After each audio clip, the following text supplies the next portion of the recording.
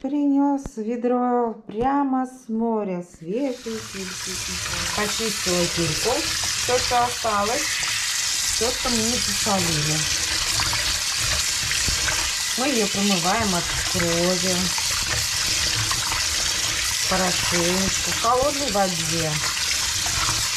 Ту рыбу, которую мы солим, не надо мыть. А здесь мы промываем. Если мы хотим замариновать, то обязательно нужно промыть от крови. Иначе рассол получится серого цвета. Дам стечь в воде. Пускай она постоит для того, чтобы стекла вода. На 2 килограмма у меня пойдет 4 лимона и 4 больших луковицы. Так как у меня нет 4 больших, я положу чуть-чуть побольше. И укроп. Готовим. Режем.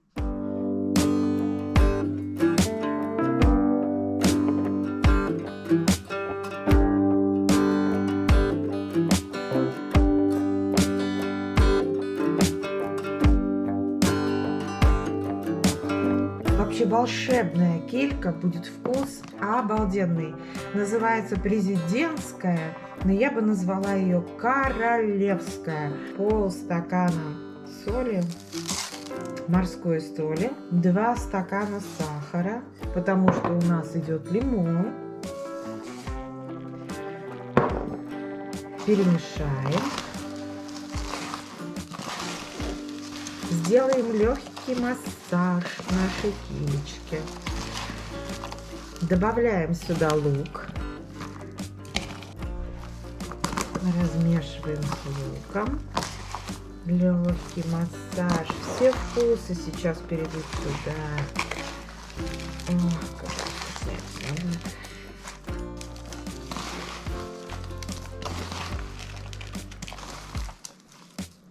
Добавляем сюда лимон.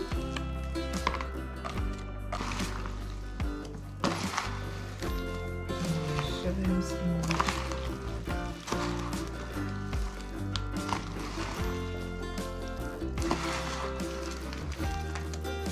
И укроп.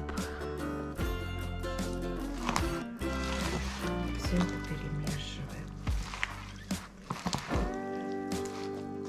Готовлю я эту кильку вечером и утром. Это будет такой волшебный вкус. Вы не почувствуете ни одной косточки. Косточки станут мягкие. Рыбка будет волшебно вкусная. Но этот рецепт ни в коем случае не стоит делать с рыбой, с килькой, которая размороженная или не совсем свежая.